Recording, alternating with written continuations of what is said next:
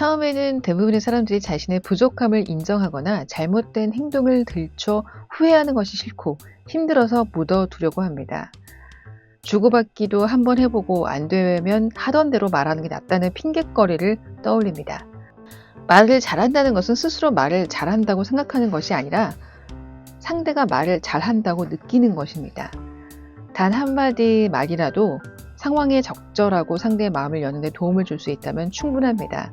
반대로 상호 신뢰에 도움이 되지 않는 말이라면 차라리 입을 다물고 말을 하지 않는 편이 낫습니다. 대화는 계속되는 연설이 아닙니다. 대화는 지속적으로 상대를 파악하고 그에 맞게 소통하는 것을 목적으로 합니다. 대화를 통해 자신의 생각을 전달하고 말의 의미가 제대로 전달되었는지 확인하면서 상대의 상태를 파악하는 과정이 필요합니다. 주고받기는 대화의 센스라고도 볼 수 있는데요. 이는 훈련을 통해 만들어낼 수 있습니다. 간혹 말하기 연습을 했는데도 말솜씨가 늘지 않으니 자신은 센스가 없고 타고나지 않았다며 푸념을 늘어놓는 분들이 있는데요. 그 이유는 대화의 기본 원리를 알지 못했기 때문입니다. 말하기 훈련보다 상대를 알려고 하는 노력과 자신의 말이 어떻게 전달될까를 고민하는 일이 더욱 중요합니다. 즉, 제대로 전달하는 훈련이 필요합니다. 주고받기의 방식에 따라 안달형, 불통형, 붕어형, 소통형까지 크게 4가지 유형으로 분류할 수 있는데요. 주고받기 유형 테스트는 여러분이 주고받기를 잘 하고 있는지, 못하고 있는지, 만약 못하고 있다면 어떤 유형에 속하는지 알아볼 수 있도록 구성한 테스트입니다.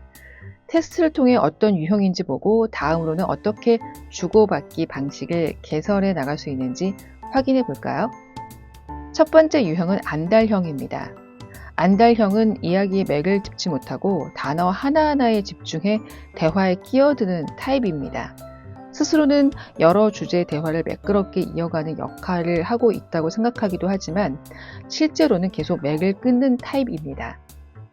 1대1 대화가 이루어지는 상황에서 상대가 말하고자 하는 주제가 나오기도 전에 몇 가지 단어만 듣고 이야기를 가로채 버립니다. 상대는 원하는 이야기를 제대로 끝맺지 못한 채 대화가 계속 새로운 주제로 넘어가니 쉽게 지칩니다. 여러 명이 모여 몇 개 소그룹으로 나뉘어 대화를 나눌 때는 자신이 아는 단어를 기준으로 여기저기 옮겨 다니기도 합니다. 그러다 보면 여러 그룹의 분위기를 계속 해치는 결과를 가져옵니다. 만약 자신이 이런 타입이라면 다음에 3가지 노력을 기울일 필요가 있는데요. 첫 번째, 단어에만 집중하지 말고 왜 상대방이 그 이야기를 하는지에 초점을 두고 말을 들어야 합니다. 큰 그림을 보려는 노력으로 다른 사람의 이야기에 귀를 기울여야 합니다. 두 번째, 상대의 말이 끝났는지 확인합니다. 이를 위해 굳이 말이 끝났는지 물어볼 필요는 없습니다. 고개를 끄덕이며 상대의 말이 이어지기를 잠시 기다려주는 것만으로도 충분합니다. 세 번째, 아는 내용이 나오더라도 질문을 받은 사람이 따로 있다면 그 사람이 대답하도록 양보합니다. 질문의 목적은 꼭 정보를 얻기 위한 것에만 있지는 않습니다. 소외된 사람을 끌어들이거나 다른 의견이 있는 사람의 추가 의견을 끌어내기도 합니다. 따라서 자신에게 주어진 질문이 아니라면 자신이 활약할 다음 기회를 기다리는 인내심이 필요합니다. 두 번째 유형은 붕어형인데요. 붕어형은 대화가 끊기면 무슨 말을 했었는지 금방 잊고 침묵하거나 상대의 말에 끌려가는 유형입니다. 이렇게 되는 이유는 크게 긴장과 무관심 때문이라고 할 수 있습니다. 긴장하면 상대의 말이 기억에 많이 남지 않습니다. 무슨 말을 할지 고민하다가 침묵이 찾아오면 어찌할 바를 모르게 됩니다. 무관심을 일부러 상대에게 관심을 끊는다기보다 상대 입장에서 생각하지 않고 자신이 할 말만 생각하는 것입니다. 이 유형의 경우 분위기에 맞춰 말을 많이 하려다가 본의 아니게 맥을 계속 끊는 경우가 있는데요. 이 유형의 사람들은 다음과 같은 노력을 기울일 필요가 있습니다. 첫 번째, 경청하는 자세를 유지해야 하는데요. 상대의 말에 집중하고 있다는 표현을 보디랭귀지로 하고 적극적 경청을 하도록 합니다. 특히 적극적 경청은 상대의 말에 끌려가지 않으면서 상대의 말에 집중해 대화를 이어가는 기술인데요.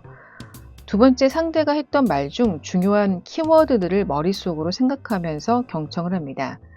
미국 심리학자인 조지 밀러는 1956년 매직 넘버 7 플러스 마이너스 2라는 논문을 발표하며 사람은 대략 5개에서 9개 정도의 정보를 즉시 기억할 수 있다고 했습니다. 이를 일반적으로 매직 넘버 7이라고 부르는데요. 이후 새로운 연구에서는 젊은 사람의 경우 3개에서 5개 정도라고 발표되기도 했습니다. 상대의 말을 듣고 다시 말을 하기 전까지 4개 정도의 키워드만 기억해도 충분히 상대의 말을 재구성할 수 있습니다. 모든 내용을 완벽하게 기억할 필요는 없습니다. 세 번째, 과도하게 긴장하는 것을 줄여야 합니다. 이것은 습관과도 같기 때문에 하루아침에 바꾸기는 어려운데요. 따라서 앞에 두 방법을 염두에 두고 사람을 많이 만나며 훈련을 지속하다 보면 나아질 수 있습니다.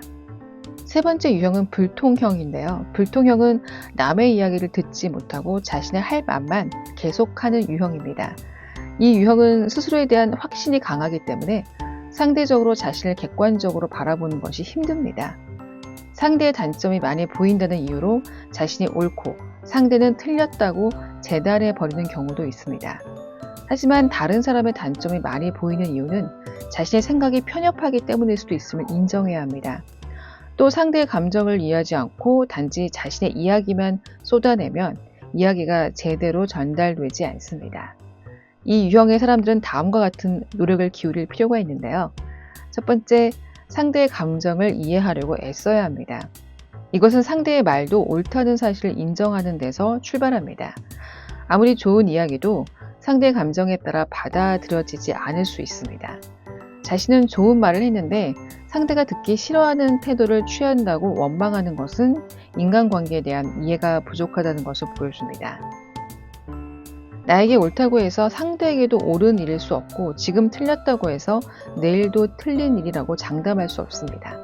두 번째, 원하지 않는 상대에게 조언과 설명을 하지 않도록 해야 하는데요. 각자 상황이 다르므로 자신에게 가치가 있다고 해서 상대에게 필요한 것이라는 보장은 없습니다. 심지어 상대 입장에서는 이미 많이 들어서 진부한 이야기일 수도 있습니다. 명언도 그 말을 한 위인의 삶이 뒷받침되기 때문에 가치가 있습니다.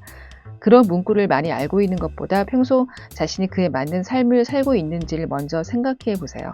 자신이 그에 맞는 삶을 살고 있다면 주변에서 알아서 조언과 설명을 부탁하러 찾아올 것입니다. 세 번째, 소통을 위한 질문을 하려는 노력이 필요한데요.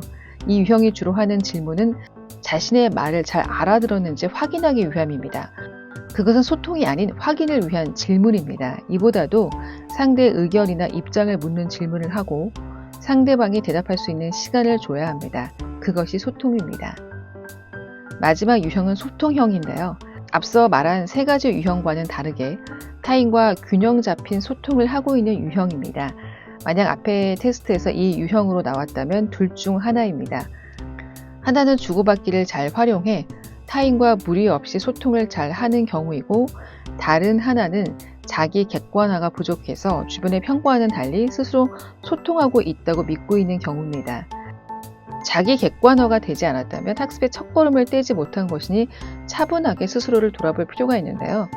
스스로 객관적으로 바라보고 있는지 아닌지 헷갈릴 때는 가까운 주변 사람에게 앞에 테스트 항목을 확인해가며 여러분이 어떤 유형인지 알아보는 방법도 있습니다. 물론 평소 소통을 제대로 해오지 않았다면 주변에서 솔직하게 평가줄 수 없기 때문에 한계는 있습니다.